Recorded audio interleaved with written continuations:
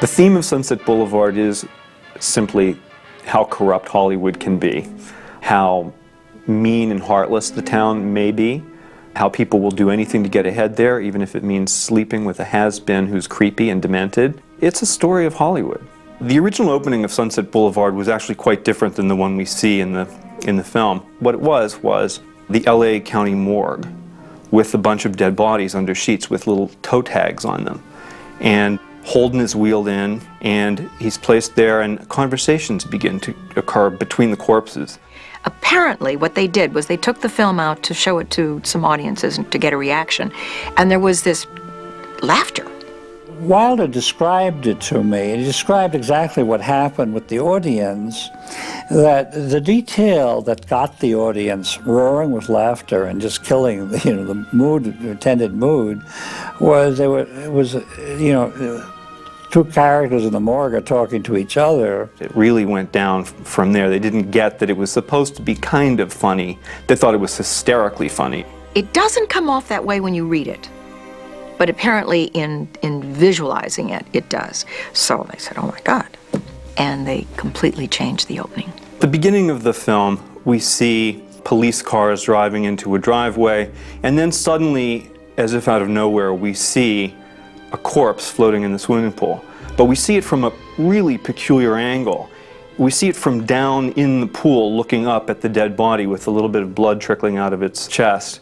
It was difficult to shoot, and it's one of the few instances where Wilder does call attention to the shot as an image. It was difficult to film. They didn't know how to film with an underwater setup because I don't think they really had the equipment. So they had to shoot it from above, but how? So what he told the camera operator was, I want it from a fish's viewpoint. So the guy went and built a tank and experimented with dolls and mirrors and shooting, and it turned out if the water was something like 40 degrees and no higher, because that would cause distortion, they could film it from above, the camera at the edge of the pool, looking down at a mirror, and in the mirror was reflected the image of William Holden. What's great about it, too, is that it's distorted enough that it doesn't give the entire film away. That opening would be enough to stamp Sunset Boulevard as one of the great movies. I mean, it's one of the most striking, stirring openings I've ever seen in a movie. The mansion was actually not in the 10,000 block of Sunset Boulevard, as Joe Gillis says in the beginning of the film. It was out on Wilshire and has subsequently been destroyed, but it was a fabulous old, if somewhat decrepit and unused house that was owned by the ex-wife of J. Paul Getty. The inside of the house was totally created on a set, and it was an amazing set. And I'll tell you, one day I saw the cameraman take some, it looked like pumice, like marble dust, and he rubbed his hands and he went whoosh, in front of the camera to give it a kind of feeling that the corners were a little dusty. That was the kind of detail that was thought through by the creators of the film.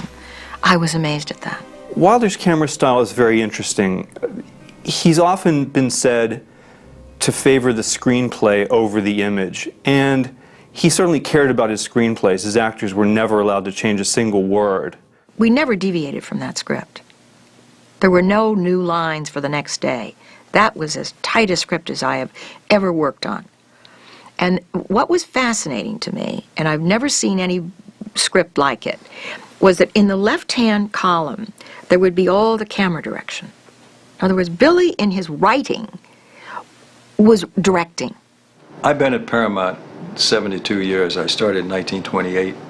And of all of the people on the lot, writers, directors, producers, executives, I don't think anyone has made such an impression on me as Billy Wilder. He and Charlie Brackett were writers on the lot. Billy Wilder was a huge name in Hollywood in 1950. He'd already won an Oscar for The Lost Weekend. He'd made Double Indemnity.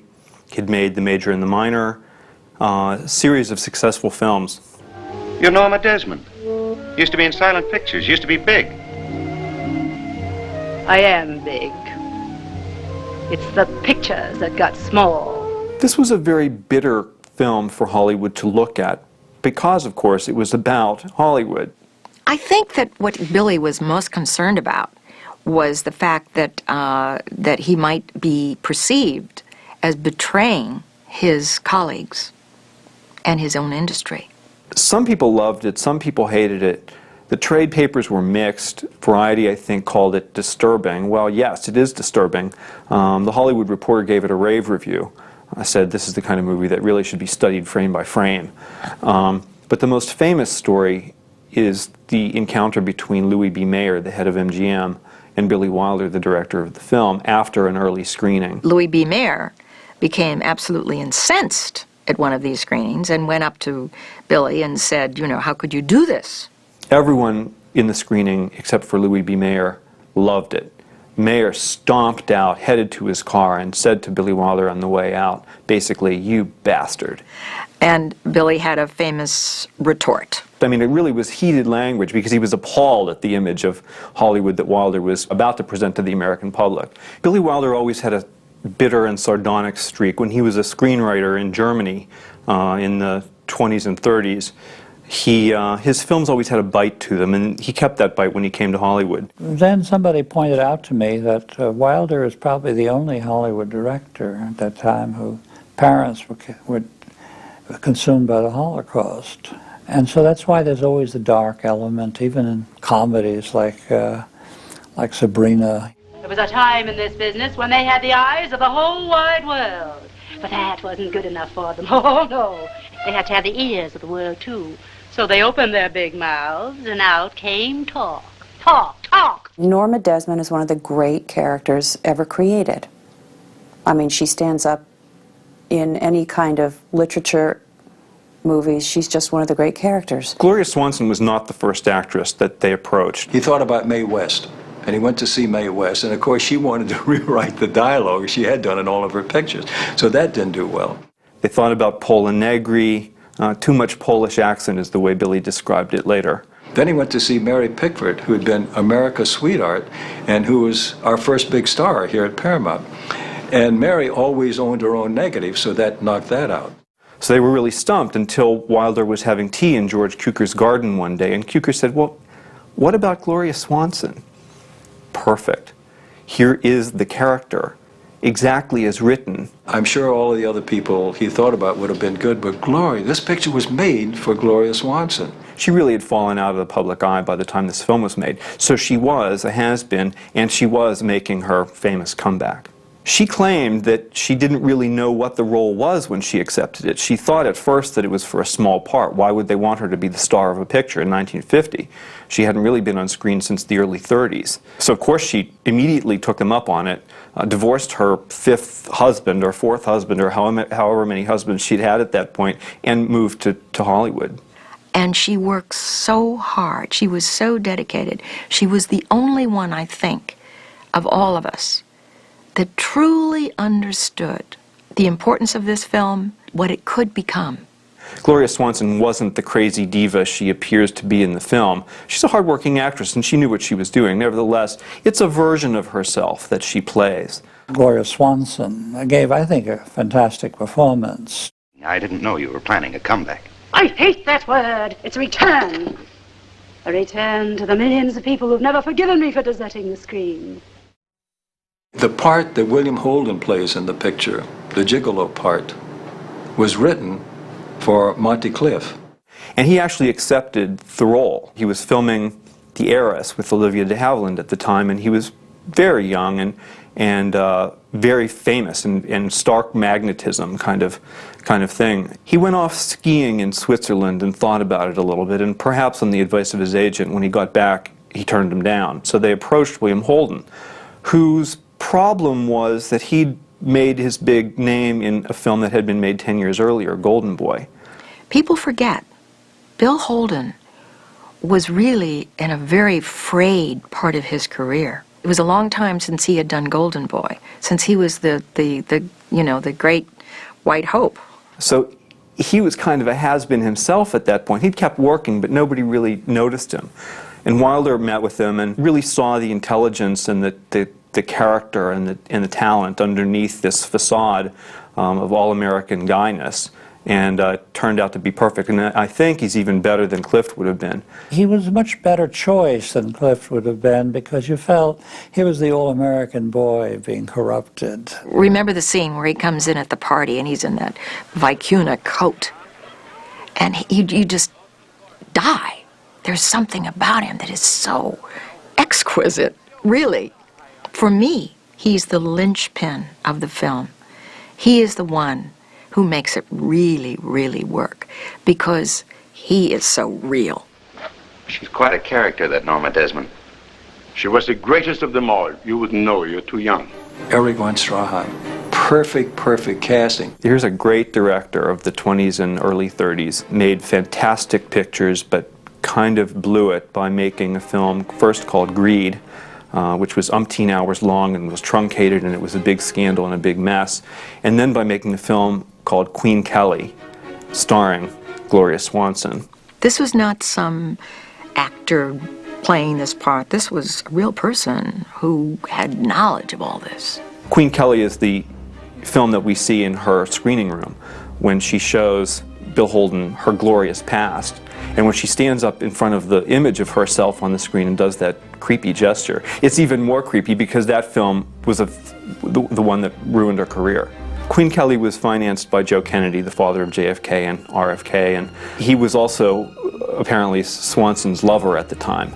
And she called him from the set of Queen Kelly and said, "Joe, come out here at once. A madman is directing this picture," by which she was referring, of course, to Erich von Stroheim. To watch him on the set, he always arrived completely dressed in his costume, in his butler's uniform. He always wore his white gloves. And he sat in his chair, that we all had chairs with our names in the back, and he would look until he found his. I'd bounce around and sit on anybody's chair. Anyway, he would sit on his. He would inch his chair closer and closer to the camera because he was so fascinated with what Billy was up to. After Queen Kelly, there was a great deal of bitterness between von Stroheim and Swanson, but by 1950 they appeared to have patched things up, and there was apparently no rancor on the set at all. You know, they respected each other enough and had worked with each other long enough that they saw what was best in each other instead of what was worst. You must understand, I discovered her when she was 16. I made her a star, and I cannot let her be destroyed. Von Stroheim ending up a ruined film director acting as the star's butler actually was, in some sense, an accurate depiction of Erich von Stroheim at that time. Hello, Mr. Sheldrake. Hello. On that basis loaded, I covered it with a 2-page synopsis. Thank you. But I wouldn't bother. What's wrong with it? It's from Hunger. Nothing for Ladd? It was just a rehash of something that wasn't very good to begin with. I'm sure you'll be glad to meet Mr. Gillis. He wrote it. This is Miss Kramer. The name is Schaefer. Betty Schaefer. Nancy Olson, a contract actress again, was put in. In the original screenplay, you can see that they hadn't figured out who was to play that character yet, and they called her simply a fresh face. I went back to school in the fall, and I got a call saying that Mr. Wilder was doing a picture called Sunset Boulevard. And there was a role called Betty Schaefer, and they wanted me to play that part. As we used to say in Wisconsin, I think I knew that I had fallen into a tub of butter because Billy Wilder was already legendary at that time. I saw on the script that he had co-written it and that he was going to direct it. So I knew that I was very fortunate indeed. She's totally winning in the film, really pretty and well-meaning, and adds the only element of real sort of heart that Hollywood shows to itself and to the outside world in the picture. They used to call me Wholesome Olsen in school. And that is the quality that he wanted for Betty Schaefer. She was really quite good, and she's one of those people that didn't get enough credit.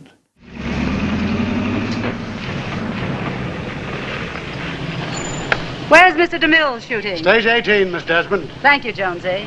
And teach your friend some manners. Tell him without me, you wouldn't have any job, because without me, there wouldn't be any Paramount studio. You're right, Miss Desmond. Go on, Max.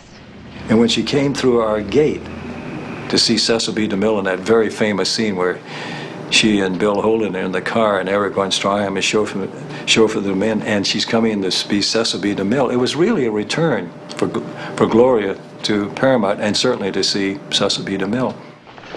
Well, hello, young fella. Hello, Mr. DeMille. It's good to see you. The last time I saw you was someplace very gay. I remember waving to you. I was dancing on a table. A lot of people were. Lindbergh had just landed in Paris. Come on.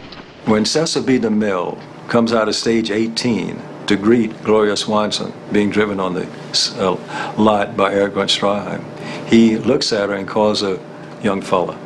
And that was a very daring, warm, affectionate phrase that he always used with Gloria Swanson. Every time I'd meet her at the gate and bring her in to see him or to see Mr. Zucker, he'd always look at her and look her up and down and say, "Hello, young fella." The key scenes of the film, in my opinion, are the scene in which Norma Desmond returns to Paramount after her long absence and is treated like the royalty she believes she is, and the people who work there believe she is, but is essentially forgotten by everyone else. It's a beautiful sequence. It's poignant but funny at the same time. One's laughing at her but feeling for her. And that's quite a remarkable mix of emotions to expect an audience to get, and Billy Wilder does get it. I don't think there was any love lost between Wilder and DeMille, but DeMille did agree to take the role. I heard more movies in the Lux Radio Theater with Cecil B. DeMille, you know, announcing with his mellifluous voice. And when I heard his voice in Sunset Boulevard, you know, it was like a childhood memory. He had a wonderful voice, and he had an air about him. He walked in the commissary and was, oh, there's Cecil B. DeMille. You know, there was a thing, and cachet, that was just part of him. He loved doing Sunset Boulevard. He loved playing himself, and wasn't he wonderful? I thought he was just simply fabulous. There were rumors that Cecil B. DeMille could be tough on a set. He could be. I saw him all the time on the lot with his riding crop, not that he ever got on a horse, and his boots. In the scene where he plays himself, and Gloria Swanson is coming back to the studio to have a meeting with him, and he was doing Samson and Delilah at the time on stage 18. It's interesting because in the scene, DeMille used all of his own staff. I'll tell you a funny story. Cecil B. DeMille, I'm laughing when I'm saying this, considered me to play Delilah in Samson and Delilah. And thank God he made the right choice, and he put Hedy Lamarr in that role. I could no more have played Delilah. My little virginal college girl here, for heaven's sake, it was ridiculous. There's a scene in the film in which Norma Desmond's friends appear to play cards, and Joe Gillis, the Holden character, calls them the waxworks because they too are has-beens. H.B. Warner, Buster Keaton, Anna Q. Nilsson, big stars of the silent era, and by 1950 they were essentially forgotten. That is simply magical, isn't it? When you see these familiar faces from the past, and there they are intensely playing cards. H.B. Warner, he had been in Cecil B. DeMille's King of Kings, and he played Christ, and everybody said that jinxed his whole career. What role can you play after you've played J.C.? There was a contest sometime, I think, in the mid-'70s, and the contest asked the question, what was one of the most romantic scenes in a movie that you have ever seen? And that little balcony scene with Bill and myself won the contest. We shot it at night, and Billy invited Artis Holden, who was Brenda Marshall, but her name was Artis. And that was Mrs. Holden. I had never met Mrs. Holden, and I was now going to embrace her husband in a long, passionate love scene. And I was terrified. And Billy, he said, look, after the embrace, he said, do not come apart until I say cut. Now, he said, it's going to seem like a long time, because what I want to do is I'm going to be doing a long dissolve. So this is really for the purpose of the camera and what I have in mind in my cutting. So he said, it's going to seem like a long time, but just please continue to embrace. And he pulls me into his arms, and we kiss, and we kiss, and we kiss, and we hold on. And it seemed like an eternity. And all of a sudden, there's a female voice from down below that says, "Cut! Damn it! Cut!" And it was Artis Holden. The New Year's Eve party is pretty bizarre. It's very unpleasant, in my opinion. She's hired a band. She's gotten all these expensive champagne, caviar, and Joe Gillis expects that it's a party. Well, it is a party, but there are only 2 guests.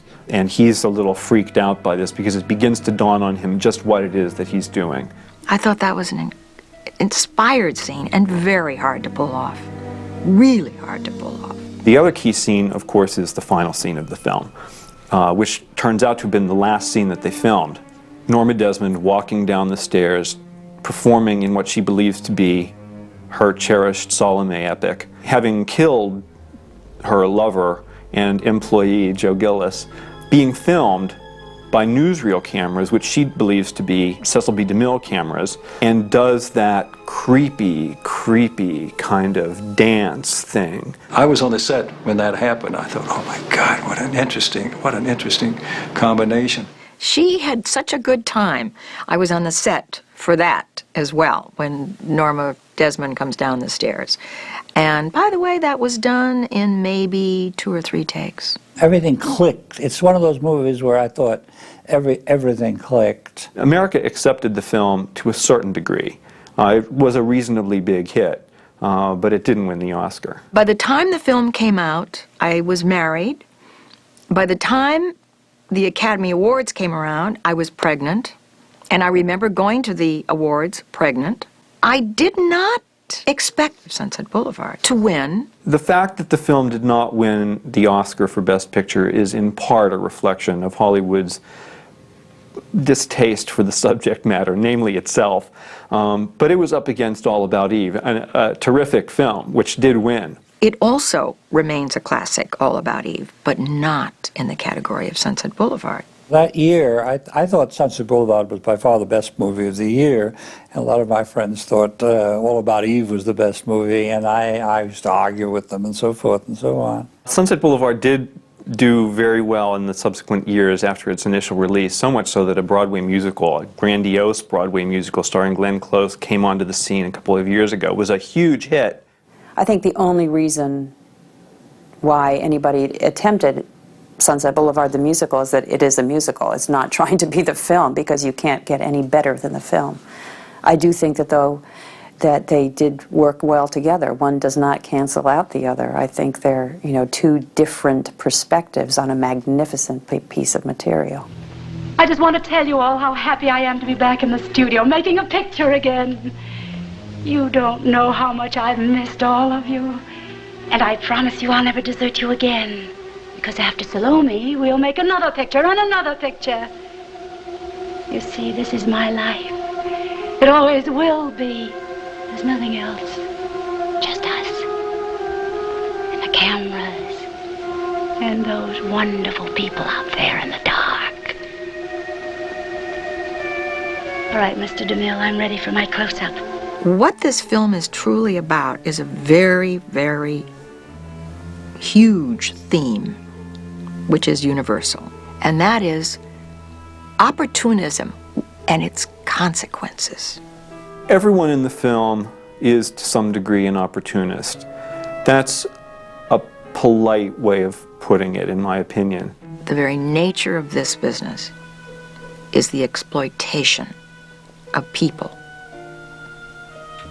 and the consequences of that.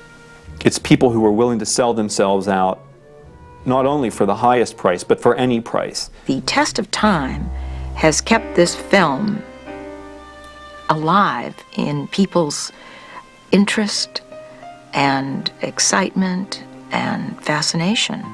Oh, the film is a masterpiece. It looks more real today than it did back then. It looks less gothic, less melodramatic, less flamboyant. One of the things that's so interesting about Billy Wilder, in my view, is that he really bridges old Hollywood and new Hollywood. He's got all the grace, the structure, the beautiful use of language, the carefully constructed screenplays and images, with the bitterness and cynicism of our present time. These films that he made still work in front of audiences, and that's quite something. People now respond not only to the grace and the beauty of the films as well-made, well-crafted Hollywood, old-time Hollywood films, they also respond to the nastiness. And in that way, he was way ahead of his time.